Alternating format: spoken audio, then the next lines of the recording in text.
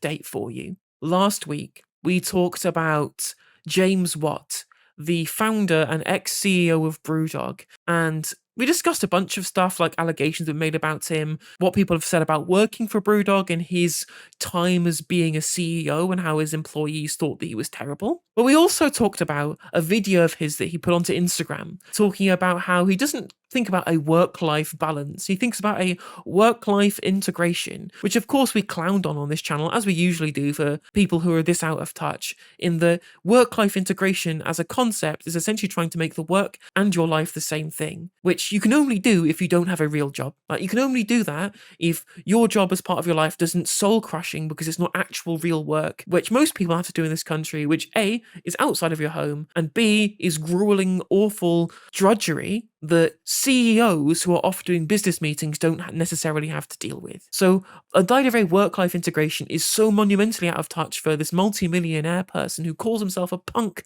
of all things, trying to do business differently when just being as awful as everybody else by getting rid of things like the real living wage pledges at his establishment. To then talk about like how work-life balance is a concept he doesn't believe in shows you just how much of this kind of CEO bellend is the absolute apotheosis of everything that's bad about capitalism. The update that we have is that he's very sad. The things that people said about him because of that Instagram reel that he posted, he's really sad about it, chat. Oh, boo, boo, boo. Oh, Diddums is the poor multimillionaire CEO. Sad about what people say about him on the internet. Oh, bless. Oh, I'm so upset, James. How horrible it must be for you.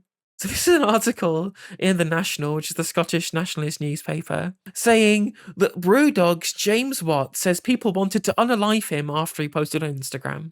The businessman attracted widespread criticism for him for his comments and has taken to LinkedIn to share some of the abuse that he received. In a video posted to Instagram, Watt, appearing alongside fiancée Georgia Toffolo, she is like the son of like a massive Tory. She's been a Tory since age 15, of all things, right? She's just like gigantic right-wing wanker and is basically only famous because she went on I'm a Celebrity, Get Me Out of Here. So what a surprise that she's the one sharing this post with him where they talk about how your work and your life should be fucking seamlessly integrated together. And how he said in the Instagram post, I think the whole concept of work-life balance was invented by people who hate the job they do, so if you love what you do, you don't need work-life balance. Again, a luxury for some. Most of us do not have the luxury of having jobs that we love. In a LinkedIn post, Watt said that he had been called a gay Scottish egg-headed sea slur and that people are saying they'd like to unalive me with a hammer. The video went down well on here last week, with almost 2 million views and the vast majority of the responses being overwhelmingly positive. While on other platforms where it went viral, the amount of abuse I received was off the charts, and whilst I'm always up for respectful discussion, there are only so many times you can be called a gay Scottish egg-headed sea slur in one day. I mean, maybe just get with any amount of touch with where the public sentiment is, given the state of the economy and the world of work at the moment, given the casualisation of our workforce, you'd think people would be pretty angry with the way they're treated by their employers, so much so that they really don't want to have a work-life integration, which would be the most soul-crushing thing possible. He can't recognise the fact that maybe it went well on Instagram within 1 week because it's just your followers that it's shown it to. And other people with jobs that they don't hate who viewed this and going, yes, this man is correct about the fact that we should have a work-life integration because I also do a meaningless pablum job that is in no way actually relevant towards the world at large. You know, all these millions of people in these corporate sinecures who find work just fantastic because they're being waited on hand and foot by catering companies while they discuss incredibly important business meetings together on the phone from their luxury houses as multimillionaires. Maybe those people in your direct vicinity who follow you on Instagram, because why would anybody who disagrees with that follow you, that somehow when it actually gets put into the real world where people are engaging with it organically rather than directed to you by your followers, therefore maybe people will have different opinions to you. Weird. You're a multi-millionaire CEO and you can't get how echo chambers work. I didn't think the video was controversial at all, but this whole bizarre controversy has made me think, what does it say about our society when a post extolling the virtues of hard work gets met with this kind of furious backlash? Again, like if you think the video wasn't controversial because you were trying to explain to people that they should love their job even if it's grueling nonsense and trying to integrate it into their life, again, shows you you're an idiot or just completely out of touch. As a nation, we love to joke about the French being lazy. But the reality is that our output per hour is 13% lower than theirs. And I've heard countless international leaders say that the UK's work ethic just doesn't stack up against other nations, especially the United States. The French went out and protest en masse at the idea that their pension age should be 3 years lower than ours.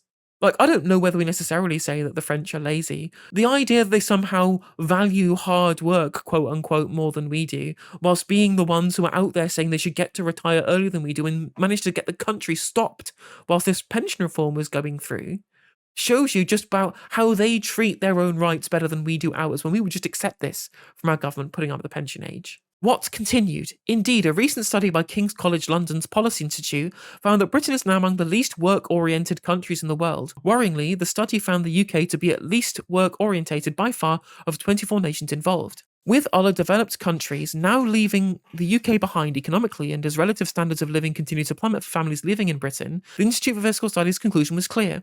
Britain's relative lack of growth in the last 15 years can be explained by a decline in productivity. Now, this isn't to say nobody in the UK works hard. I know that millions of you would do and are relentlessly grafting every day. And it's also not to say that people have to adopt my personal philosophy on work-life integration.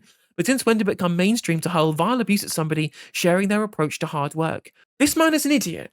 He's just said beforehand that France's productivity is higher per hour worked than ours is, and then is trying to say to people, well, that means you need to work more hours. Productivity is a function of hours worked, which you just admitted in the start of this article. To then try and say that adopting more working hours will make you more productive fundamentally misunderstands what productivity is as a measurement. To be more productive, you need to get more out of the existing hours, not work more hours.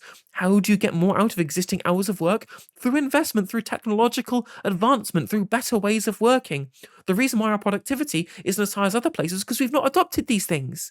It would involve actual investment, which our government hasn't done because it stripped away our investment as a consequence of austerity from 2010 to 2019. The fact that his response to this isn't, well, maybe our businesses should have been investing more, maybe we should have found better ways of working. No. His response is, you need to work more hours. Off to the mines with you, to the workhouses if you don't want to work more hours. That's a terrible lack of hard work in this country because you won't take your work wherever you go. And if we can't have a civil conversation about work ethic without descending into personal attacks, how can we expect to complete on a global scale? What do you think? I'd love to hear your thoughts. Well, again, the civil conversation about work ethic that you think you want to have, James, is somehow about not being bothered to empathise with anybody who has a job that they don't like.